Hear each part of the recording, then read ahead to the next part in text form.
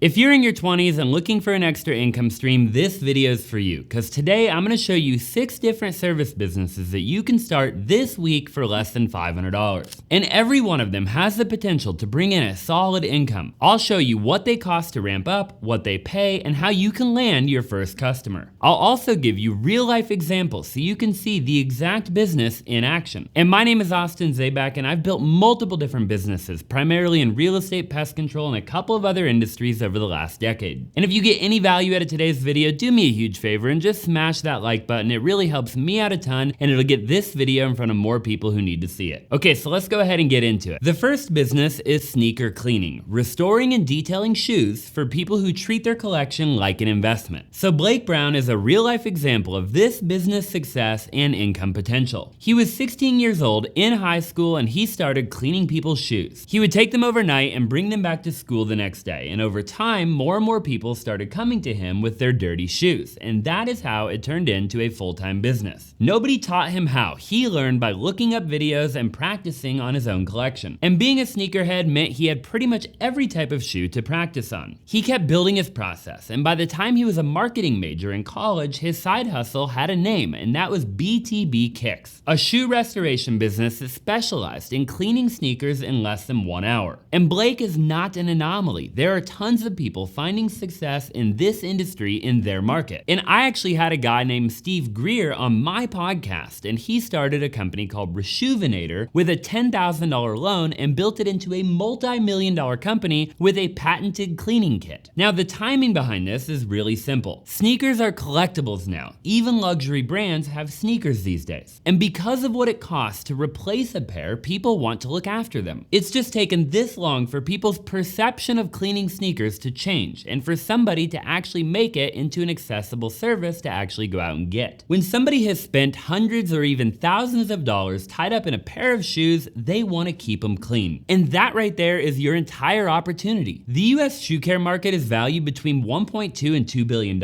and North America accounts for more than 44% of the global market share. So this isn't some tiny little niche. There's actually real demand here. Your first clients can come from partnering with a local sneaker store, even if that just means leaving business cards at the counter and cleaning the staff's shoes for free a couple of times. And all you gotta do is post before and after photos on social media. And the startup cost on this runs a couple of $100, and all you're gonna need to buy are things like cleaning solution, brushes, microfiber towels, sponges, and a UV light to unyellow oxidized soles. And that is nowhere close to what most of these businesses cost to start, and your own sneaker collection is your first set of practice pieces. Okay, so next up on today's list is gonna be furniture flipping. So you're gonna be buying worn out or unwanted pieces of furniture very cheap, fixing them up and reselling them for a bigger markup. So Claire McCann was a school teacher when she picked up a $65 used table set and flipped it for $300. And that one flip led to another. And 15 months later, she had pulled in over $35,000 in profit, still working her full-time job. And her method was not very complicated. She'd source pieces at 50% or less of retail value. She would join a bunch of buy and sell Facebook groups to widen her buyer pool, and then she would move on to the next piece of furniture. And the secondhand furniture market was valued at $47 billion in 2025 and is expected to double over the next 5 years. So how do you actually get started? Well, you're gonna wanna find furniture that people are getting rid of on Facebook Marketplace, estate sales, or even Goodwill. Then you're gonna clean that furniture, you're gonna potentially refinish it, and that could mean something as simple as a coat of paint, some conditioning, and new hardware. Then you're gonna resell that for 2 to 5 times what you paid. Now, the startup cost is as close to nothing if you already own a truck or a trailer or something to get the furniture to and from wherever you're picking it up from to your house. You're probably gonna need about $100 worth of supplies. And the only other thing you're gonna need is just an eye for what's worth saving and then a garage to do the work in. Okay, so the next thing on today's list is mobile car detailing. Bringing professional grade cleaning directly to somebody's driveway instead of making them come to you. Alan, the founder of Go Detail, is a great example of this. He started his mobile detailing business with $500 while transitioning to college. He craved the independence of working for himself like a lot of people. And now he runs a team of 18 employees and brings in around $75,000 a month. He didn't open a shop first. He went to people's driveways with a bucket, a vacuum, microfiber towels, and built a client base before having any real overhead at all. Car detailing isn't a niche anymore. It stopped being one a long time ago. Young operators across the entire country are documenting this entire process on Instagram and TikTok. Solo mobile detailers are routinely hitting 60 to 80% gross profit margins because there's really no shop, there's no rent, there's no facility, there's not a lot of overhead. You just have your supplies and a customer's driveway. A full interior and exterior detail can run anywhere from $100 to $300. And luxury car owners are not price sensitive about keeping a car that they love looking good. One high-end detail can pay more than an entire day at a regular job. Now, startup cost here is close to nothing again. You're looking at soap, microfiber towels, a shop vac, a water tank, which all in all is gonna be under $1,000 to get fully operational, and most of that pays for itself in your first couple of weeks worth of bookings. All right, next up on today's list is gonna be running errands, handling grocery runs, pickups, and small tasks that busy people do not have the time for. TaskRabbit's CEO said it herself. One tasker in New York City made well over 200 grand his first year on the platform. And that tasker's whole strategy was mounting TVs, grouping jobs close together geographically, and stacking multiple tasks into a single hour whenever he could. So US taskers average close to $50 an hour, and rates in major cities push a lot higher than that. Now think about who actually needs this for a second. We're talking about busy parents that are juggling multiple kids, or the entrepreneur who's working 60-hour weeks that just doesn't have time for random tasks. All of these people have grocery runs and to-do lists that they need done around the house, and they will happily pay somebody reliable to make it disappear. Now, the barrier to entry here is almost nothing. Again, you're gonna need a car, which you probably already have, a phone, which you definitely have if you're watching the video, and a willingness to show up on time. Now, simpler errand categories start lower, around $18 to $30 an hour, but the taskers who specialize and build a reputation for reliability climb well past that. And all you gotta do is land a handful of those clients who need this done weekly instead of one time, and you've got recurring income showing up without having to chase new customers